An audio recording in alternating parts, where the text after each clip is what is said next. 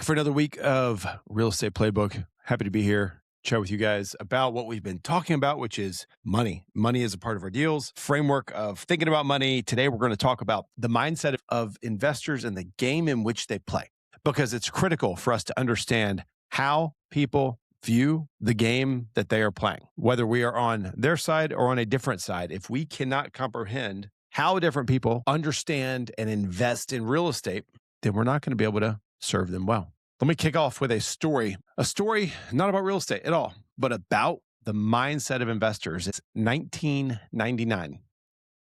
Cisco Systems, the company that makes the routers and the switches, the entire internet runs on, essentially, closes up the year up 300%. Not over a decade, but in a 12-month period. Yahoo hits $500 a share. And AOL is worth more than General Motors. Pets.com runs a Super Bowl ad before it has ever had a profitable quarter in its existence. And on the trading floor in Lower Manhattan, we're going to look at the story of two different traders. The first is a day trader. He's 28 years old. He's been in the market for 14. He doesn't know what Cisco actually does. And quite frankly, he doesn't care.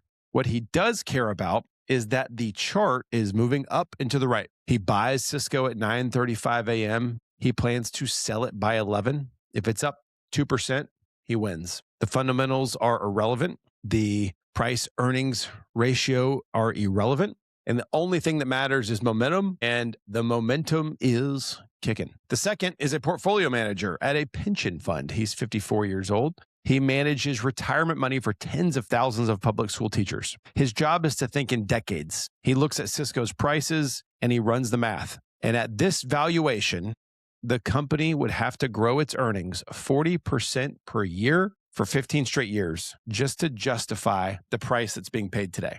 That has never happened. Never, not once, not in the history of capitalism. He looks over at the day trader. The day trader is up $40,000 on the morning. And here is where it gets dangerous, because the pension manager starts to wonder, what am I missing? Am I missing something? His clients are calling. The press is calling. His brother-in-law just bought a new boat. So slowly, quietly, he starts adjusting.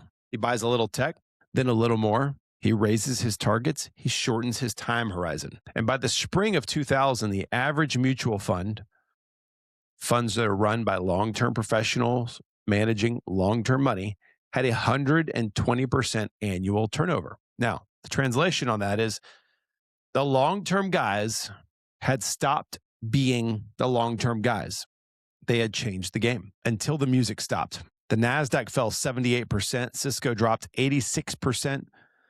Yahoo went from $500 to $8 per share. Pets.com was bankrupt 9 months after running the Super Bowl ad. Trillions of dollars disappeared. In the book, Psychology of Money, Morgan Housel puts it like this: an idea exists in finance that seems innocent, but has done incalculable damage. It's the notion that assets have one rational price in a world where investors have different goals and time horizons. So the price wasn't crazy. The day trader wasn't crazy. The pension manager wasn't crazy. They were just playing very different games. And the pension manager forgot which game he was playing. Because when you take cues from someone playing a different game, you don't lose because you're wrong. You lose because you're answering the wrong questions. Now, why do I tell you this? It's a real estate podcast. We talk mostly about real estate and the business of real estate. But I tell you about the pension manager and the day trader because, as Housel goes on to say in his book, few things matter more with money than understanding your own time horizon and not being persuaded by the actions and behaviors of people playing a different game than you are. That's it. That's the episode. That's what we're talking about. Understanding who we are, the game we play, and understanding that we can't then compare ourselves every day in and out to the game other people are playing. You cannot contrast the two in that way because every investor who walks through the door is playing a game. And it's almost never the same game as the buyer or the investor before them.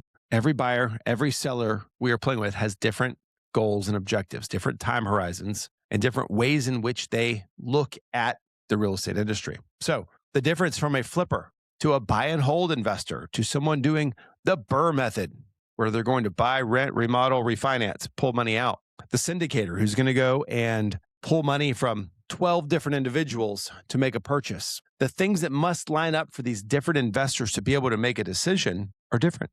And so the way in which they look at the house you're presenting to them is different.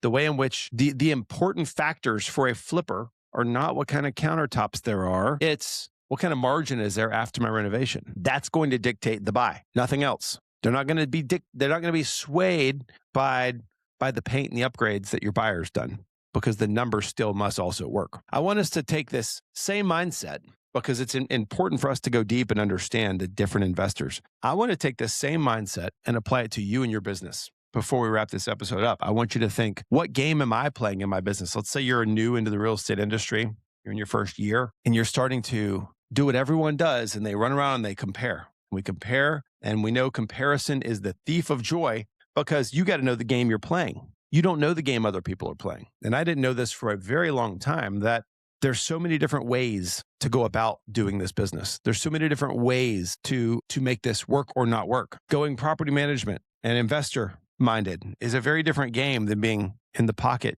managing traditional sales.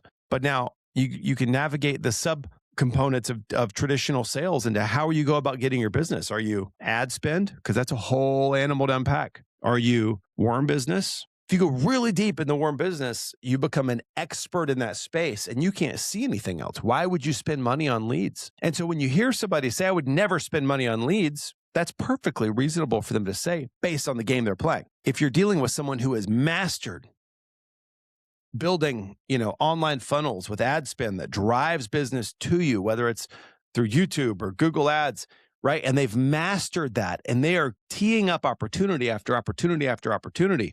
They can't see doing it any other way, because they've built something they believe is manageable and scalable. And maybe the lead flow matters. When you start looking at people who are building brokerages and they're building ancillary businesses around their brokerage, sometimes the ancillaries become the more profitable component of the business than the actual thing that you think is their main thing. And so you've got to understand, and these aren't wrong things to ask questions about and try to understand, but what race are you running now? And if you're unsure about that in any facet, if you're unsure about where I need to be spending my time day in and day out, you need to get clear on that. You need to get really clear on that. Let me leave you with the quote one more time. Few things matter more with money in your business and how you manage your family and family time, and how you manage your calendar, and how you manage your money, and how you manage your leads and your ads and all the things. You can put anything in that money category. Few things matter more than that, than understanding your own time horizon. Are you young and looking at an old person's playbook? Not very good idea. They have a different time horizon. And not being persuaded by the actions and behaviors of other people playing a different game than you are. Chew on that for a little bit. Have a great day.